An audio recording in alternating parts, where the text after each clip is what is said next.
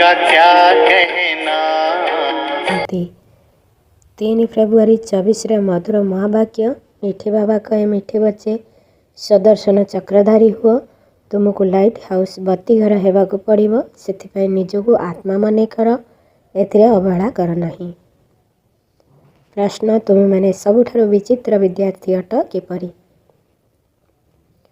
उत्तर, तुम मैंने घर गृहस्थ भितर रहुछ, शरीर निर्वाह करिया पे 8 घंटा कर्म करुछ एवं ता सहित भविष्य 21 जन्म पाई मध्य अन्य मानकु बाबांग सम्मान करिवा पाई 8 घंटा सेवा करुछ। सबु किछि करी मध्य बाबांगु एवं घर को मने पकाउछ। यह होछि तुमरा चमत्कार विद्यार्थी जीवन। यही ज्ञान तो बहुत सहज। तुम माने केवल पवित्र हेबा पाई मेहनत करुछ। ओम शांति। बाबा क्रमानुसार थिया पुरुषार्थी पिलामानंकु पचारुछंदी। तेबे पिलामानंकु मध्य निश्चिंत मूलवतन बा ब्रह्मलोक मध्य क्रमानुसार मने पडुथिबो। पिलामानंकु एकथा मध्य निश्चिंत भावरे मने पडुथिबो जे आमे प्रथमे शांतिधामर निवासी अटु, पुणी सुखधाम को आसुछु। एकथा तुमे माने समस्ते निश्चिंत भावरे जानी पारुथिबो। ब्रह्मलोकरु आरंभ करी एई जेउ सृष्टि चक्र रहिछि ता किपरि घुरुछि या मध्य तुम बुद्धिरे अछि। वर्तमान समय आमे ब्राह्मण होइछु, पुणी देवता क्षेत्र वैश्य शूद्र हेबु। एही चक्र बुद्धिरे सर्वदा रहिबा दरकार। पिलामानंक बुद्धिरे एही समस्त ज्ञान भरी होई रहिछि। तुम मानंकु बाबा ही बुझाउछंती। आगरु तू जान नथिला, एबे ही तुमे माने जानुछ। दिनकु दिन तुमर वृद्धि होई चलिबो। तुमे माने अनेककु ज्ञान शिखाई चलिछ। निश्चिंत भावरे तुमे माने ही प्रथमे सुदर्शन चक्रधारी हेबो। एठारे तुमे माने बसिछ, बुद्धि द्वारा जानुछ जे जी आमर पिता अटंती, परम शिक्षक मध्य अटंती। से ही आमको सब किछि सिखाउछंती, बुझाउछंती। आमे 84 जन्मर चक्र किपरि लगाउछु, तेणु बुद्धिरे निश्चिंत मने थिबो ना। यही कथा को बुद्धि द्वारा सबु समय मने पकाइबाकू हेबो। यह कौनसी बड़ पाठ नुहे, गोटे सेकेंडर पाठ। बुद्धिरे रहुछि जे आमे केउ स्थानर बासी अटु, पुणी एठाकू पाठ बजाइबा पई किपरि आसिछु। यह 84 जन्मर चक्र अटे ना। सत्य जुगरे एते जन्म, त्रेता जुगरे एते जन्म, एही भली जन्म मृत्युर चक्र को मने पकाइबाकू हेबो। निजको जो पदमे मिलिछि अभिनय करिछ ता मध्य निश्चिंत बुद्धिरे स्मरण थिबो। तुमे कहबा आमे एही भली 2 मुकुटधारी थिलु, पुणी 1 मुकुटधारी हेलु। तापर पुणी सबु राजपद चलीगला, आमे तम प्रधान होई गलु। एही चक्र तो घुरिबा दरकार ना। सेथिपाई नाम रखाइछि सुदर्शन चक्रधारी। आत्मा को ज्ञान मिलिछि, आत्मा दर्शन होइछि, आत्मा जानिछि। आमे एही परि भावे चक्र लगाउछु, पुणी तापर घर को फेरी जिवु। बाबा कहउछन्ती मते मने पकाओ, तेबे तुमे घरे पहुंची जिवो। एमिति नुहे जे तुमे एबे ठारु सेही अवस्था को चली जिवो ना। कारण बाहर बहुत कथा बुद्धि को आसी जाउछि। कहार केउ कथा, पुणी कहार आउ केउ कथा मने पडुथिबो।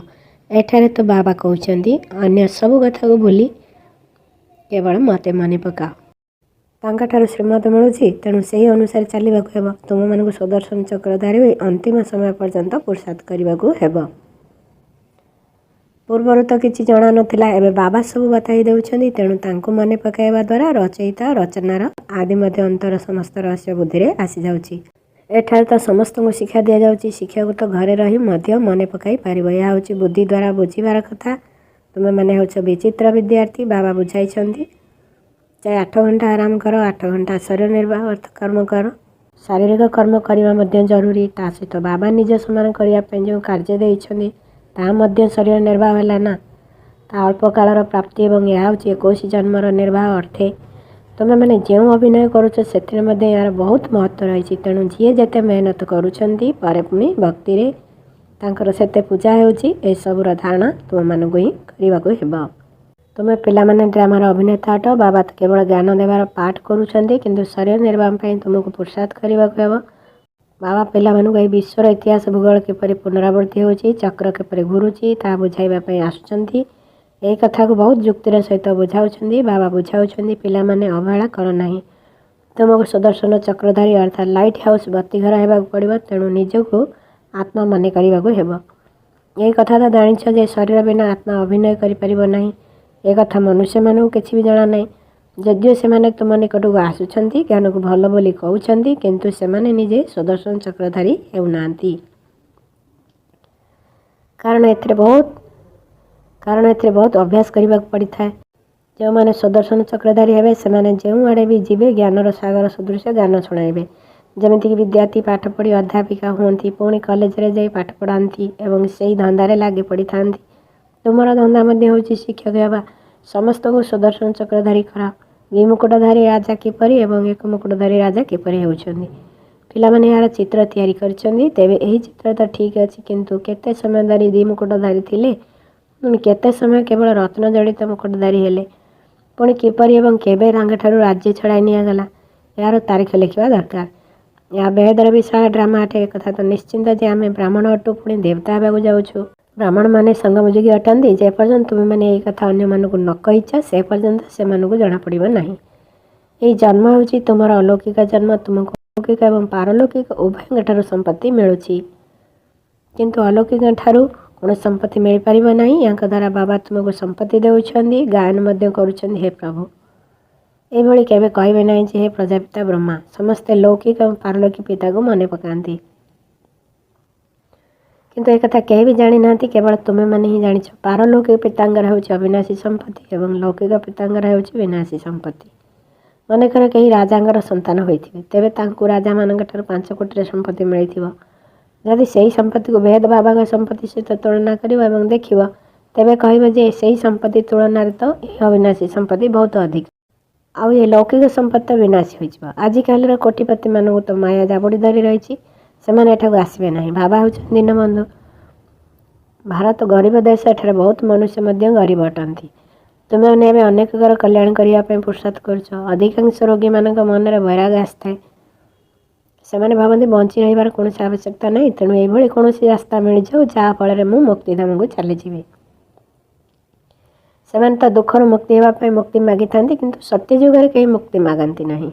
କାହିଁକି ନା ସେଠାରେ ଦୁଃଖ ହିଁ ନାହିଁ। ଏ କଥା ସବୁ ତୁମେମାନେ ଏବେ ବୁଝୁଛ। ବାବାଙ୍କର ସନ୍ତାନମାନେ ଦିନକୁ ଦିନ ବୃଦ୍ଧି ହୋଇ ଚାଲିବେ। ଯେଉଁମାନେ ସୂର୍ଯ୍ୟବଂଶୀ ଚନ୍ଦ୍ରବଂଶୀ ଦେବତା ହେବେ, ସେମାନେ ହିଁ ଏଠାକୁ ଆସି ପୁରୁଷାର୍ଥର କ୍ରମାନୁସାରେ ଜ୍ଞାନ ନେବେ। ତେବେ ଏହି ଜ୍ଞାନ ବାବାଙ୍କ ବ୍ୟତୀତ ଆଉ କେହି ଦେଇପାରିବ ନାହିଁ। ଏବେ ତୁମେ ଏହି ବେହେଦ ବାବାଙ୍କୁ ଛାଡ଼ି କେଉଁ ଆଡ଼କୁ ଚାଲିଯିବ ନାହିଁ। ଯେଉଁମାନଙ୍କର ବାବାଙ୍କ ପ୍ରତି ବହୁତ ସ୍ନେହ ରହିଛି, ସେମାନଙ୍କୁ ଏହି ଜ୍ଞାନ ବୁଝିବାକୁ ବହୁତ ସହଜ ଲାଗିବ। ବାକି ପବିତ୍ର ହେବାର ମାୟା ବହୁତ ବିଘ୍ନ ପକାଇଥାଏ। ଯଦି କୌଣସି କଥାରେ ଅବହେଳା କରିବ, ତେବେ ସେ ଅବହେଳା ଦ୍ୱାରା ହିଁ ହାରିଯିବ। ଏହାକୁ ମୁଷ୍ଟିଯୁଦ୍ଧ ସହିତ ତୁଳନା କରାଯାଉଛି, କାରଣ ମୁଷ୍ଟିଯୁଦ୍ଧରେ ଜଣେ ଅନ୍ୟ ଜଣଙ୍କୁ ବିଜୟ ପ୍ରାପ୍ତ କରାଇଥାନ୍ତି। ପିଲାମାନେ ଜାଣିଛନ୍ତି ମାୟା ଆମକୁ ହରାଇ ଦେଉଛି। ବାବା କହୁଛନ୍ତି ମଧୁର ସନ୍ତାନମାନେ ନିଜକୁ ଆତ୍ମା ମନେକର। ବାବା ନିଜେ ବୁଝାଉଛନ୍ତି ଯେ ଏଥିରେ ବହୁତ ମେହନତ କରିବାକୁ ହେବ। ସେଥିପାଇଁ ବାବା ବହୁତ ସହଜ ଯୁକ୍ତି ବତାଉଛନ୍ତି। ମୁଁ ଗୋଟିଏ ଆତ୍ମା ଗୋଟିଏ ଶରୀର ଛାଡ଼ି ଅନ୍ୟ ଏକ ଶରୀର ଧାରଣ କରି ଅଭିନୟ କରୁଛି। ମୁଁ ବେହେଦ ବାବାଙ୍କର ସନ୍ତାନ ଅଟେ। ଏହି କଥାକୁ ଭଲ ଭାବରେ ପକ୍କା କରିବାକୁ ହେବ। ବ୍ରହ୍ମା ବାବା ଅନୁଭବ କରୁଛନ୍ତି ମାୟା ଏହି ସନ୍ତାନର ବୁଦ୍ଧି ଯୋଗୁଁ ଭ୍ରମିତ କରିଦେଉଛି। ସମସ୍ତ କ୍ରମ ଅନୁସାରେ ଅଛନ୍ତି। ଏହି ହିସାବରେ ହିଁ ରାଜଧାନୀ ସ୍ଥାପନା ହେଉଛି। ଯଦି ସମସ୍ତେ ଏକାଭଳି ହୋଇଯିବେ, ତେବେ ରାଜଧାନୀ ସ୍ଥାପନା ହୋଇପାରିବ ନାହିଁ। ରାଜା ରାଣୀ ପ୍ରଜା ସାହୁକାର ସମସ୍ତଙ୍କର ଆବଶ୍ୟକତା ରହିଛି। ଏକଥା ତୁମମାନଙ୍କ ବ୍ୟତୀତ ଆଉ କେହି ଜାଣିନାହାନ୍ତି। ଆମେ ନିଜ ରାଜଧାନୀ ସ୍ଥାପନା କରୁଛୁ। ଏହିସବୁ କଥା ତୁମମାନଙ୍କ ଭିତରେ ମଧ୍ୟ ଯିଏ ଅନ୍ୟାନ୍ୟ ଅଟନ୍ତି ତାଙ୍କର ହିଁ ମନେ ରହିଥାଏ। ତେବେ ଏହି କଥାକୁ କେବେ ଭୁଲିଯିବା ଉଚିତ ନୁହେଁ। ପିଲାମାନେ ଜାଣିଛନ୍ତି ଆମେ ସବୁ ଭୁଲି ଯାଇଛୁ, ନଚେତ୍ ବହୁତ ଖୁସି ରହିବା ଦରକାର ଯେ ଆମେ ବିଶ୍ୱର ମାଲିକ ହେଉଛୁ। ପୁରୁଷାର୍ଥ ଦ୍ୱାରା ହିଁ ମାଲିକ ହୋଇଥାନ୍ତି, କେବଳ କଥାରେ କହିଲେ ନୁହେଁ। ବାବା ଆସିବା ପୂର୍ବରୁ କହୁଛନ୍ତି ପିଲାମାନେ ସାବଧାନ, ସୁଦର୍ଶନ ଚକ୍ରଧାରୀ ହୋଇ ବସିଛି। ବାବା ମଧ୍ୟ ସୁଦର୍ଶନ ଚକ୍ରଧାରୀ ଅଟନ୍ତି, ଯିଏକି ଏହି ବ୍ରହ୍ମାକାଶରେ ପ୍ରବେଶ କରିଛନ୍ତି। ମନୁଷ୍ୟମାନେ ଭାବୁଛନ୍ତି ବିଷ୍ଣୁ ସୁଦର୍ଶନ ଚକ୍ରଧାରୀ ଅଟନ୍ତି, କିନ୍ତୁ ଏମାନଙ୍କୁ କଥା ଜଣା ନାହିଁ ଯେ ଏହି ବିଷ୍ଣୁ ହିଁ ଲକ୍ଷ୍ମୀନାରାୟଣ ଅଟନ୍ତି। ତେବେ ୟାଙ୍କୁ ଏହି ଜ୍ଞାନ କିଏ ଦେଲେ, ଯାହାଫଳରେ ଏମାନେ ଲକ୍ଷ୍ମୀନାରାୟଣ ପଦ ପ୍ରାପ୍ତ କଲେ? ଚିତ୍ରରେ ଦେଖାଉଛନ୍ତି ସୁଦର୍ଶନ ଚକ୍ର ଦ୍ୱାରା ବଧ କଲେ। ତୁମମାନଙ୍କୁ ଏହିଭଳି ଚିତ୍ର ତିଆରି କରିଥିବା ଚିତ୍ରକାର ପ୍ରତି ହସ ଲାଗୁଛି। ତେବେ ବିଷ୍ଣୁ ହେଉଛନ୍ତି ଗୃହସ୍ଥ ଆଶ୍ରମରେ ରହୁଥିବା ଯୁଗଳ ଚିହ୍ନ। ଚିତ୍ର ତ ସୁନ୍ଦର ଲାଗୁଛି, କିନ୍ତୁ ଏତେ ଯଥାର୍ଥ ନୁହେଁ। ପୂର୍ବରୁ ତୁମେମାନେ ମଧ୍ୟ ଜାଣିନଥିଲେ ଏହି ଚତୁର୍ଭୁଜଧାରୀ ଏଠାକୁ କିପରି ଆସିବେ। ଏସବୁ କଥା ମଧ୍ୟ ତୁମମାନଙ୍କ ଭିତରେ କ୍ରମାନୁସାରେ ଜାଣିଛନ୍ତି। ବାବା କହୁଛନ୍ତି ସବୁକିଛି ପୁରୁଷାର୍ଥ ଉପରେ ଆଧାରିତ। ବାବାଙ୍କୁ ମନେ ପକାଇବା ଦ୍ୱାରା ହିଁ ପାପ ଘଟିଥାଏ ନା, ତେଣୁ ସବୁଠାରୁ ଅଧିକ ଓ ତୀବ୍ର ପୁରୁଷାର୍ଥ ଏହି କଥା ଉପରେ ହିଁ କରିବାକୁ ହେବ। ବାବା ତ ସମୟ ଦେଇଛନ୍ତି, ଗୃହସ୍ଥ ଆଶ୍ରମରେ ମଧ୍ୟ ରହିବାକୁ ହେବ, ନଚେତ୍ ପିଲାମାନଙ୍କୁ କିଏ ସମ୍ଭାଳିବ? ତେଣୁ ସେସବୁ କରି ମଧ୍ୟ ବାବାଙ୍କୁ ମନେ ପକାଇବା ଅଭ୍ୟାସ କରିବାକୁ ହେବ। ବାକି ଅନ୍ୟ କୌଣସି ବିଷୟ ନାହିଁ। ଦୁନିଆରେ କୃଷ୍ଣଙ୍କ ପାଇଁ ଦେଖାଇଛନ୍ତି, ଯେ କୃଷ୍ଣ ଅକାସୁର ବକାସୁର ଆଦି ଅସୁରମାନଙ୍କୁ ସୁଦର୍ଶନ ଚକ୍ର ଦ୍ୱାରା ବଧ କଲେ। କିନ୍ତୁ ଏବେ ତୁମେମାନେ ଜାଣିଗଲଣି ଯେ ଚକ୍ର ଆଦିର କୌଣସି କଥା ହିଁ ନାହିଁ, ଏଥିରେ କେତେ ଫରକ ରହିଛି ଏ କଥା ବାବା ହିଁ ବୁଝାଉଛନ୍ତି। ମନୁଷ୍ୟ ମନୁଷ୍ୟକୁ ନା ବୁଝାଇ ପାରିବେ ନା ସଦ୍ଗତି କରାଇ ପାରିବେ। ରଚୟିତା ଏବଂ ରଚନାର ଆଦି ମଧ୍ୟ ଅନ୍ତର ରହସ୍ୟକୁ କେହି ବି ବୁଝାଇ ପାରିବେ ନାହିଁ। ତେବେ ସୁଦର୍ଶନ ଚକ୍ରର ଅର୍ଥ କ'ଣ ତାହା ମଧ୍ୟ ଏବେ ବାବା ବୁଝାଉଛନ୍ତି। ଶାସ୍ତ୍ର ଗୁଡ଼ିକରେ ମନୁଷ୍ୟ ଏଭଳି କାହାଣୀ ବର୍ଣ୍ଣନା କରିଛନ୍ତି ଯେ ତାହା ନ ପଚାରିଲେ ଭଲ। କୃଷ୍ଣଙ୍କୁ ମଧ୍ୟ ହିଂସକ କରିଦେଇଛନ୍ତି। ଏହି ଜ୍ଞାନ ମାର୍ଗରେ ଏକାନ୍ତରେ ବସି ବିଚାର ସାଗର ମନ୍ଥନ କରିବାକୁ ହୋଇଥାଏ। ରାତିରେ ପହରା ଦେଉଥିବା ପିଲାମାନଙ୍କୁ ବହୁତ ସମୟ ମିଳିଥାଏ। ସେମାନେ ବାବାଙ୍କୁ ବହୁତ ମନେ ପକାଇ ପାରିବେ। ତେଣୁ ବାବାଙ୍କୁ ମନେ ପକାଇବା ସହିତ ସୁଦର୍ଶନ ଚକ୍ର ମଧ୍ୟ ଘୁରାଉଥାଅ। ଯଦି ଯୋଗଯୁକ୍ତ ହୋଇ ରହିବାର ଅଭ୍ୟାସ କରୁଥିବ ତେବେ ଖୁସିରେ ନିଦ ମଧ୍ୟ ଭାଙ୍ଗିଯିବ। ଯାହାକୁ ବହୁତ ଧନ ମିଳିଥାଏ ସେ ବହୁତ ଖୁସିରେ ଥାଏ, କେବେ ହେଲେ ରୋଜଗାର ସମୟରେ ଢୁଳାଇ ନଥାଏ। ତୁମେମାନେ ଜାଣିଛ ଯେ ଆମେ ସର୍ବଦା ସ୍ୱାସ୍ଥ୍ୟବାନ ସମ୍ପତ୍ତିବାନ ହେଉଛୁ, ସେଥିପାଇଁ ଭଲ ଭାବରେ ପୁରୁଷାର୍ଥ କରିବା ଦରକାର। ଏକଥା ମଧ୍ୟ ବାବା ଜାଣିଛନ୍ତି। ଯାହା କିଛି ଡ୍ରାମା ଅନୁସାରେ ଚାଲୁଛି ସେସବୁ ଠିକ୍, ତଥାପି ମଧ୍ୟ ପିଲାମାନଙ୍କୁ ପୁରୁଷାର୍ଥ କରାଇ ଚାଲିଛନ୍ତି। ଏବେ ବାବା ଶିକ୍ଷା ଦେଉଛନ୍ତି। ଏମିତି ଅନେକ ଅଛନ୍ତି ଯାହାଙ୍କ ଭିତରେ ନା ଜ୍ଞାନ ଅଛି ନା ଯୋଗ ଅଛି। ଯଦି ତାଙ୍କ ନିକଟକୁ କେହି ବୁଦ୍ଧିମାନ ବିଦ୍ୱାନ ଲୋକ ଆସିବେ ତେବେ ସେମାନେ ତାଙ୍କୁ କିଛି ବୁଝାଇ ପାରିବେ ନାହିଁ। ତେଣୁ ଯୋଗ୍ୟ ସେବାଧାରୀ ସନ୍ତାନମାନେ ଜାଣିଛନ୍ତି ଯେ ଆମ ପାଖରେ କିଏ କିଏ ଭଲ ବୁଝାଇଲା ବାଲା ଅଛନ୍ତି। ବାବା ଯଦି ଦେଖୁଛନ୍ତି ଏ ବୁଦ୍ଧିମାନ ପଢ଼ା ଲେଖା ଲୋକ ଅଟନ୍ତି, ବୁଝାଇବା ବାଲା ବୋକା, ତେବେ ସେତେବେଳେ ବାବା ନିଜେ ପ୍ରବେଶ କରି ତାଙ୍କୁ ବୁଝାଇ ଦେଇଥାନ୍ତି। ତେଣୁ ଯିଏ ସଚ୍ଚା ହୃଦୟ ସମ୍ପନ୍ନ ସନ୍ତାନ ହୋଇଥିବେ ସେମାନେ କହିବେ ଆମ ଭିତରେ ଏତେ ଜ୍ଞାନ ନଥିଲା, ତ ବାବା ହିଁ ଆସି ତାଙ୍କୁ ବୁଝାଇଲେ। କାହାର କାହାର ତ ମନରେ ଅହଙ୍କାର ଆସିଯାଉଛି, ବାବା ତ ଆସିବା ଏବଂ ସହଯୋଗ ଦେବାର ପାର୍ଟ ଡ୍ରାମାରେ ନିର୍ଦ୍ଧାରିତ ହୋଇ ରହିଛି। ଡ୍ରାମା ତ ବଡ଼ ବିଚିତ୍ର, ତେଣୁ ଏହାକୁ ବୁଝିବା ପାଇଁ ବିଶାଳ ବୁଦ୍ଧି ହୋଇଥିବା ଦରକାର। ଏବେ ତୁମେମାନେ ଜାଣିଛ ଆମେ ସେହି ରାଜଧାନୀ ସ୍ଥାପନା କରୁଛୁ ଯେଉଁଥିରେ ସମସ୍ତେ ଗୋରା ହିଁ ଗୋରା ଅର୍ଥାତ୍ ପବିତ୍ର ଥିଲେ। ସେଠାରେ କଳା ଅର୍ଥାତ୍ ପତିତ କେହି ନଥାନ୍ତି। ତେବେ ତୁମେ ଗୋରା ଏବଂ କଳାର ଚିତ୍ର ତିଆରି କରି ଲେଖ ଯେ 63 ଜନ୍ମ କାମ ଚିତାରେ ବସି ଏଭଳି କଳା ହୋଇଯାଇଛ, ଆତ୍ମା ହିଁ କଳା ହୋଇଯାଇଛି। ଲକ୍ଷ୍ମୀ ନାରାୟଣଙ୍କର ମଧ୍ୟ କଳା ଚିତ୍ର ତିଆରି କରାଯାଇଛି। ସେମାନେ ଏକଥା ବୁଝନ୍ତି ନାହିଁ ଯେ ଆମେ ହିଁ କଳା ହେଉଛେ। ଏମାନେ ତ ସତ୍ୟ ଯୁଗରେ ମାଲିକ ଥିଲେ, ଗୋରା ପବିତ୍ର ଥିଲେ, ପୁଣି କାମ ଚିତାରେ ବସି ପତିତ ହୋଇଯାଇଛନ୍ତି। ଆତ୍ମା ହିଁ ପୁନର୍ଜନ୍ମ ନେଇ ନେଇ ଧର୍ମ ପ୍ରଦାନ ହୋଇଯାଉଛି। ତେଣୁ ଆତ୍ମା ମଧ୍ୟ କଳା ଏବଂ ଶରୀର ମଧ୍ୟ କଳା ହୋଇଯାଉଛି। କାହାକୁ ତୁମେମାନେ ମଜାରେ ମଜାରେ ପଚାରିପାରିବ ଯେ ଲକ୍ଷ୍ମୀ ନାରାୟଣଙ୍କୁ କେଉଁଠାରେ କଳା କେଉଁଠାରେ ଗୋରା କାହିଁକି ଦେଖାଇଛନ୍ତି? ତାର କାରଣ କ'ଣ? ତାଙ୍କ ଭିତରେ ତ ଜ୍ଞାନ ହିଁ ନାହିଁ। ଶ୍ରୀକୃଷ୍ଣଙ୍କୁ ଗୋରା ପୁଣି ଶ୍ରୀକୃଷ୍ଣଙ୍କୁ ଶ୍ୟାମଳ ଚିତ୍ର କାହିଁକି ତିଆରି କରିଦେଇଛନ୍ତି?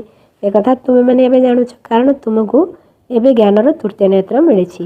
ଆଚ୍ଛା, ମିଠେ ମିଠେ ଶିଖିଲା ଦେ ସନ୍ତାନମାନଙ୍କ ପ୍ରତି ମାତା ପିତା ବାପ ଦାଦାଙ୍କର ମଧୁର ସ୍ନେହର ସ୍ମୃତି ଏବଂ ସୁପ୍ରଭାତ। ଆତ୍ମିକ ପିତାଙ୍କର ଆତ୍ମିକ ସନ୍ତାନମାନଙ୍କୁ ନମସ୍ତେ।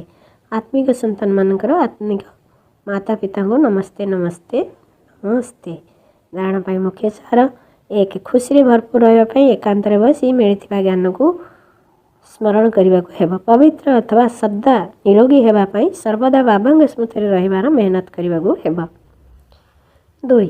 ବାବାଙ୍କ ସମାନ ମାଷ୍ଟର ଜ୍ଞାନର ସାଗର ହୋଇ ସମସ୍ତଙ୍କୁ ସୁଦର୍ଶନ ଚକ୍ରଧାରୀ କରାଇବାକୁ ହେବ। ତୁମକୁ ଲାଇଟ୍ ହାଉସ୍ ବତିଘର ହେବାକୁ ପଡ଼ିବ। ଭବିଷ୍ୟତ 21 ଜନ୍ମର ଶରୀର ନିର୍ବାହ ପାଇଁ ରୁହାନୀ ଶିକ୍ଷକ ନିଶ୍ଚିନ୍ତ ହେବାକୁ ପଡ଼ିବ। ବରଦାନ।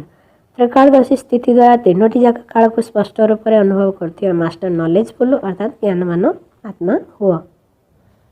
ଯେଉଁମାନେ ସର୍ବଦା ତ୍ରିକାଳଦର୍ଶୀ ସ୍ଥିତିରେ ସ୍ଥିତ ହୋଇ ରହିଥାନ୍ତି ସେମାନେ ଗୋଟିଏ ସେକେଣ୍ଡରେ 3ଟି ଯାକ କାଳକୁ ସ୍ପଷ୍ଟ ରୂପରେ ଦେଖିପାରନ୍ତି। କାଲି କ'ଣ ଥିଲୁ, ଆଜି କ'ଣ ଅଛୁ, କାଲିକୁ କ'ଣ ହେବୁ, ସେମାନେ ଆଗରେ ସବୁକିଛି ସ୍ପଷ୍ଟ ହୋଇଯାଏ। ଯେପରି କୌଣସି ଦେଶର କୌଣସି ଉଚ୍ଚ ସ୍ଥାନରେ ଛିଡ଼ା ହୋଇ ଯଦି ସାରା ସହରକୁ ଦେଖିବ ତେବେ ବହୁତ ମଜା ଲାଗିବ। ସେହିପରି ସଙ୍ଗମ ଯୁଗ ମଧ୍ୟ ସର୍ବୋଚ୍ଚ ସ୍ଥାନ ଅଟେ। ତେଣୁ ଏହି ସଙ୍ଗମ ଯୁଗୀ ସର୍ବୋଚ୍ଚ ସ୍ଥିତିରେ ସ୍ଥିତ ହୋଇ ନିଜର 3 କାଳକୁ ଦେଖ ଏବଂ ଗର୍ବର ସହିତ କୁହ ଯେ ଆମେ ହିଁ ପୁନର୍ବାର ଦେବତା ହେବୁ। ଏହାକୁ ହିଁ କୁହାଯାଏ ମାଷ୍ଟର ନଲେଜଫୁଲ ସ୍ଥିତି। ସ୍ଲୋଗାନ। ପ୍ରତ୍ୟେକ ସମୟ ଅନ୍ତିମ ଘଡ଼ି ଅଟେ। ଏହି ସ୍ମୃତି ଦ୍ୱାରା ଏଭର ରେଡ଼ି ଅର୍ଥାତ୍ ସଦା ପ୍ରସ୍ତୁତ ହୋଇ ରୁହ। ଓମ୍ ଶାନ୍ତି। हमने प्यार वो पाया जो दुनिया पा नहीं सकती। ଆଜି ମୋର ଏଠି 3 ସମାନ ମାଷ୍ଟର ନଲେଜଫୁଲ ଅଟେ, ରୁହାନୀ ଶିକ୍ଷକ ଅଟେ, ମୁଣ୍ଡ ବଲାଇଟି ଫରିସ୍ତା ଅଟେ।